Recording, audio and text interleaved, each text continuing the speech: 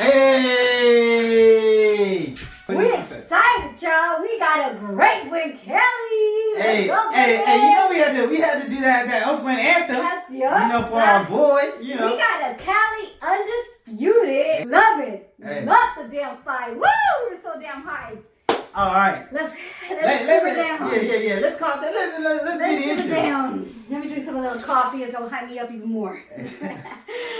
All right. Let's start because I'm a little too hyped up for this fight, man. All right, all right, look. So let's kind of start. Hey, so Devin Haney going into Australia for all the belts, undisputed. Bill Haney was able to join them. Yay! You know, so they were able to share that moment together. That was amazing. Talking about the atmosphere. You know what I mean? Ooh. The whole crowd was there. And you could tell that when he was coming out, he was just embracing the moment. Taking it in. Out, like, man, to see him go over there, you know what I mean, in the enemy territory, and to come out on top. All the belts to go on the road and for undisputed and come out on top. Man, and all the shit talking that the other one was doing. Right. Just amazing. Amazing. So, Masterclass performance. Hey, it was a night of the jabs. So let's go ahead. You go ahead. You start off first.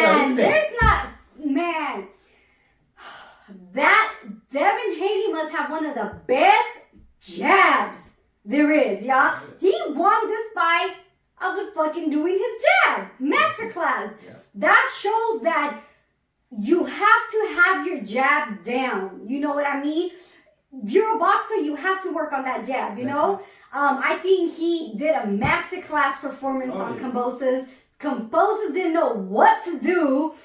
It was like, I was like, when Devin Haney just kept jabbing and Kambosos were trying to come in and Devin is like, nope, not today. It's just running me like a freaking mosca, you know, like a fly is just coming around your nose and you're just like, what the fuck, they hit me, like, you know, just what the fuck, like Kambosos, every time Devin just jabbed the shit out of him, he didn't even expect that, like, you know what I mean, like, he couldn't even see Devin's jab coming, and it was just like, fuck, you know? It was like, I think about it like when you got some badass little kids turning around, and you just slap them to keep them in line. That's what it felt like. He just kept taming him, like, get up over here. Damn. That's what it felt like. And the jab, it wasn't just a jab. It was how he did a jab. He was throwing the jab at different speeds. He was switching it up. He was throwing it from the hip. He was throwing different types of jabs on top of that. You know what I mean? It was just a master class performance. And like you said, every time George Kambosos tried to do something, he just popped him. Popped him with the jab. You know what I mean? It kept him out, and you know, it was just, he just tamed him. And every time that he landed the jab, Kambosos had to reset. And it was just like, bro, what you doing? Get up out of here. Yeah. You're like, oh, you don't try it? Come on, bro. That's it. He just kept, Kambosos couldn't figure it out. He couldn't do any adjustments to that, you know, because how do you even how do you adjust to that? Devin, you know, with like his jabs, like you can't even get near him, you know? Kambosos definitely started to get frustrated, you know? He couldn't touch him. Yeah, he couldn't touch him, and then he couldn't even find him. And he kept having to turn and look on him. He was gone. And then he kept grabbing every time Devin would try to pivot to the other side. Yeah, he would kept grab holding him in like a headlock. And I was telling you he was doing that because he was out of position. And if he didn't do that, it was gonna be trouble because he was coming out. You listen to Tim Bradley. He was like, he coming on that other side. Most people don't even go to that side. That's some Lomachenko stuff. And the reason why I'm glad that he said that is because Devin has skills. Skills pay the bills, and he just showed Kambosos that there's just levels to this shit. Like we said, like we always say that there's levels to this shit. And for him to ask for he's talking about, let's do it again. Bruh, you couldn't do anything you wanted to do. You were getting tamed, keeping him out. You know what I mean? Let's talk about that because I had the fight 11-1. I think, Kambosos got one round out of the whole 12 rounds. So I had it 11-1. How in the hell are people saying, some people, that the edge was to Kambosos and Ryan Garcia? Well, we don't take that serious. But to me, it's like, even a boxer, for you to say that looks ridiculous for you to even say that. Two, how did Kambosos even come out saying that it was a close fight? There's no. I'm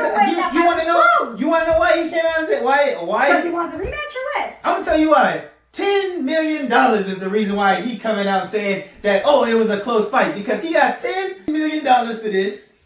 He got he got $10 million for this, and so he want another pay. You want payday? He want another payday. I mean, everybody who had two eyes could see that it wasn't close, and I'm glad that the reporters was like, well, this one wasn't close. So that was good. I'm glad they said that. And you know what? I'm gonna say this. I had a problem with Kambosos being in the light during this was Devin Haney's time. After the fight. Yeah, after the fight. You know, he kept trying to be around like, yeah, we gonna do it again. Nobody. This was Devin Haney's moment. Yeah. You know what I mean? And that kind of bothered me. But that Kambosos stay around while Devin was getting and it was about him in his moment. But and kudos to Devin. Devin, he very respectfully. He thanked him for such a gentleman. You know what I mean? And he thanked him for the opportunity, because I'm glad he did that, because we do have to give Kambosos credit on that, because most people don't give the opportunity. We see how hard it is for these young talented black fighters to get opportunities like that because of their difficult style and sometimes how and so I'm glad Devin did do that. But yeah, man, what an amazing performance. And let me clear something up too, because I've been like, okay, of course, Kambosos gave Devin the shot, Yeah. But Devin gave Kambosos the shot too to be undisputed. Yep. Because Devin had that other belt. Had it not been for Devin giving that opportunity to go to a different continent and fight, Kambosos wouldn't have got the shot to be undisputed either. Of course. So I had a little problem. People just kept saying like, Devin Haney's just a challenger. Or saying like, Kambosos giving him the opportunity. Yeah. Nah, look, Devin gave him the opportunity. Oh yeah, it was both. Exactly, it was two champions going head to head. Yeah. So at the end of the day, that's what it was. Two champions going head to head. And I'm just glad that they got in the ring and we would have Undisputed now. Yeah, man, but although throughout the whole fight, my stomach was turning on butterflies. Even though I knew, Devin had it, like I just still, just because I wanted the fight to go his way so bad, I was like in jitters the whole time. But yeah, it was just a masterclass performance of Devin. It was target practice. You know what I mean? And he was just landing. He was doing whatever he wanted. You know what I mean? And it was so one-sided. Like it was so one-sided. But the fact that it was just the jab, he literally beat him the whole fight with just the jab. That's crazy. And this man had the nerve to be like, oh yeah, we're gonna do it again. It was a close fight. Don't nobody want to see that fight again. It was clear. Bruh beat him with one hand. Golly. That's what I'm saying, though. Like, you got to establish that jab, because they can win, just like we were talking about Fulton, too. Yeah. He got that great-ass jab, too. Definitely. Definitely. And, you listen to, the old heads and the old teachers, they'll tell you that the jab is the most important punch in boxing. And if you watched Saturday Night and you saw Devin and you saw Fulton, you can see why. I mean, you have these with a good jab, you have these good fighters look so much less of themselves. You know what I mean? And so, it was the sweet science. Devin was using the sweet science, and it was just beautiful to watch. And he was moving around the ring. Yeah, he was moving around the ring, the footwork. He was pivoting, turning, Kambosos, and oh my gosh, the tweet of the night for us. I gotta say it. The tweet of the night for us was Brandon Lee. He tweeted. I'm gonna show you. I'm gonna show you guys the tweet, but the tweet was from Brandon Lee. He said, George Kambosos is out there shadow boxing. It looked like he out there shadow boxing because every time he threw a punch, Devin was gone. Yup. Hey, we was dying laughing. When he did that shit, we were like, damn, that shit was so damn true. That was like, that's the perfect way to put it. The perfect way to describe it. George Kambosos was in the ring, but somehow it looked like he was shadow boxing. On his own. And that's credit to the dream. I'm so happy from that win, man. I know Devin is just ecstatic. Like it's probably gonna take him a few, days to get it synced in. Like, damn, I'm really undisputed. Like in a whole different. Yeah, to be young, you know what I mean, and everything, just his path to here. It's been a long road. You can take it all the way back to when him and his dad were in Mexico fighting, and then when they were taking those fights, they were doing it with no money, just because they knew they bet on themselves. You know what I mean? And they bet on themselves. To that, to going. Then go to DAZN, and he was his own promoter. No one else was kind of doing that. And so he was able to go that route, and then we know that he took that bad contract to make this happen. You know what I mean? He signed up to do it in Australia twice. Hopefully, everyone feels like us. And I mean, I don't even think the Australians want to see their Australian emperor get torched like that on a national stage again. You know what I mean? But it was, just the road and everything, it just made it that much sweeter. You know what I mean? Not being it, originally they weren't having his dad, then to be able to share with his dad in that moment. That's like a movie though. Like, that's what you see in a movie. Like, last minute, your dad is able to go on the visa and then get to Australia. I think the day before the fight. Yeah. And then to win the Undisputed, that's the movie shit right there. Yeah, definitely. So yeah, we was excited for that. And and I'm happy for now, Devin is like, and when Devin said after the fight, when he goes, now what can they say? Pretty much I've got everything. I've done everything I could at the division. I got the email belt, I got the franchise, I got everything. He's like, so now what they gonna say? And you know what? And he was like, and they asked him in the press conference, they said, oh, do you think you're pound for pound? And his answer was absolutely correct. He said, well, yeah, I'm pound for pound. Look at everyone was talking about the four kings and this is the most competitive division, and there's only one person left standing with all the belts. And who's that? And that's Devin Haney. Devin the Dream Haney. So is he pound for pound? Hell yeah. So I'm just excited. We excited. We feel like we've been along with Devin through this journey. So we just excited, And so with that being said, let's get into who we want to see him fight next. I wouldn't mind seeing Devin fight Loma next, Ooh. I wouldn't mind that if, I might see Loma fight a few people, but if it's a must and the next fight is going to be, I would not mind that. However, it's sometimes kind of hard to say that with Loma because, unfortunately, we don't know how long this war is going to continue to go on. And, Loma, he's fighting for his country. So, shout out to him, props to him, kudos to him for that. And, who knows how long he's going to be there, not be able to fight. So, in the event that, Loma can't fight, which I think would be a great fight between Loma, and I think Loma will have good fights with a few boxers, but we're having that 135, there's so many. I wouldn't mind Devin and Loma, but in the event that he can, who do you think else would be a good fight for him? Just to kind of go off of that Loma fight, I mean, I think that would be a good fight for a lot of reasons, especially the reason, the main reason that I think it would be a good fight is because it's been talked about a lot. And it was the whole reason why we had this whole franchise. We had this whole franchise because Devin was the mandatory, and Loma chose to petition the WBC to be franchised, so he didn't have to fight Devin. He can go on and go on and fight the other guys, fight the Tios. So I think that would be a good reason for the fight because that kind of, I wanted to just dead that franchise belt. It's, as you can tell, we're not fans of the franchise belt.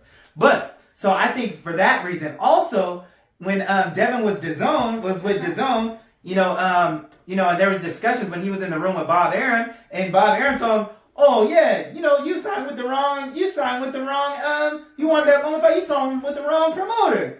You know what I mean? So he pretty much told Devin, you're not going to get that opportunity for Loma. And look. And now he over there, he at ESPN.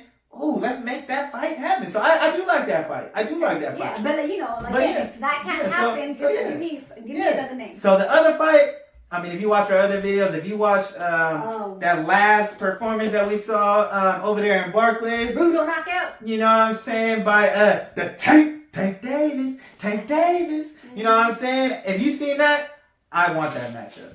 You know what I mean? For so many reasons, too. Those two, they've kind of been at it for a long time. And their fan bases are similar. They cross over. And they have a history of a sparring matchup that no one can seem to get their hands on the footage. People have offered for the footage, and it hasn't been released. It's been kind of hearsay that some people say that they had two sparring wars.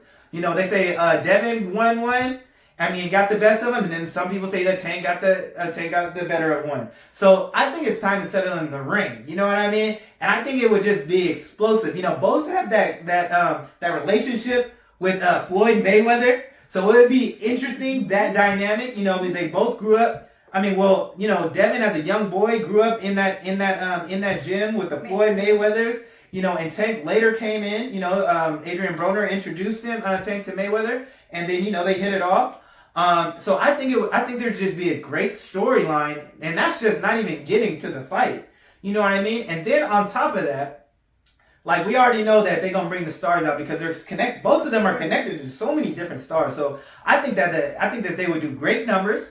And on top of that, let's get to the matchup. The athleticism would be off the charts. Oh, you were gonna say that? I know. I'm just saying I can't even picture that fight. I don't even know how we would watch that fight. Like, hey, I'll tell you how I'm gonna watch it. I'm gonna just watch it strictly as a fan of both, and I'm just gonna enjoy it. You know what I mean? It's just gonna be a hell of a performance from both because they know that each one has to bring out the best. You know?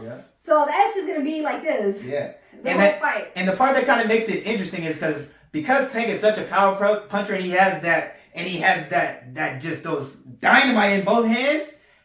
Devin would have to be sharp.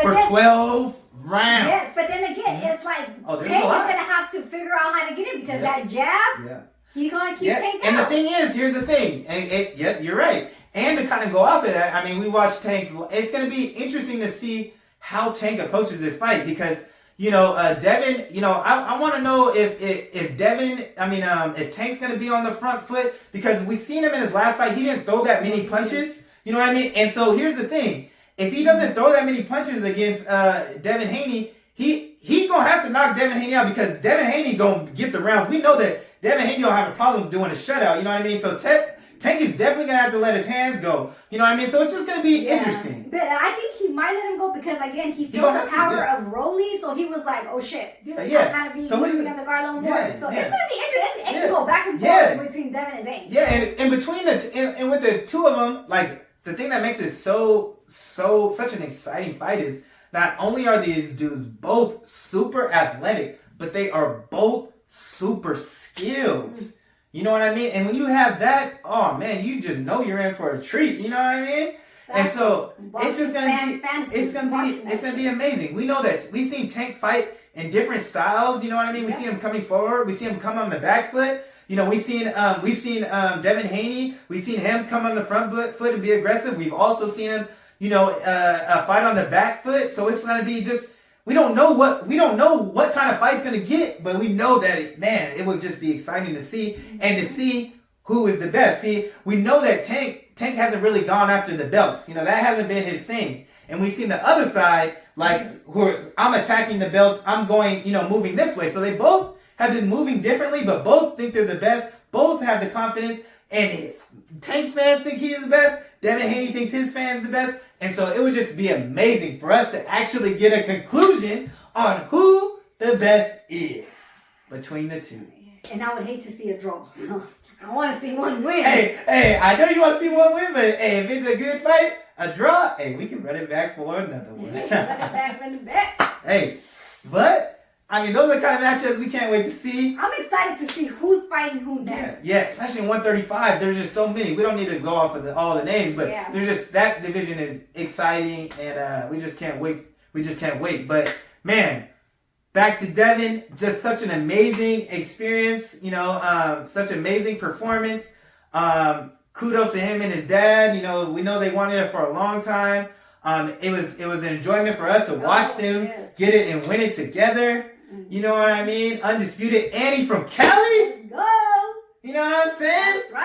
That's right. You know we ride for our own. You know what I mean? Mm-hmm. So it's always happy to see that. And you know, I was happy. We were also happy to see Dame go out there and support him. I love. You know what I mean? And it was also cool to see the other the fighters chime in and show Devin support. A lot of support. You know, I'm glad about that. I'm glad about that. Y'all ain't hating on him, even though he might be, you know, in your division or it could be a potential next fight. Yeah. They're giving that props. Spence was riding for him too. Yeah. Spence was riding hard for him. You know, the big fish. But yeah. But yeah, so you know, we're excited to see, you know, Devin now he get to called the shots. He got all the belts. Mm. You know, so I'm just excited for this next chapter for him. But once again, a great performance from Devin. Can't wait to see what he got next. Undisputed lightweight champion of the world just sounds amazing. Wow. Can't wait to see him back. Great for him. But that's all we got. Yep. Thanks for tuning in, you guys. And don't forget to like, comment, and subscribe. And talk your shit. And we out.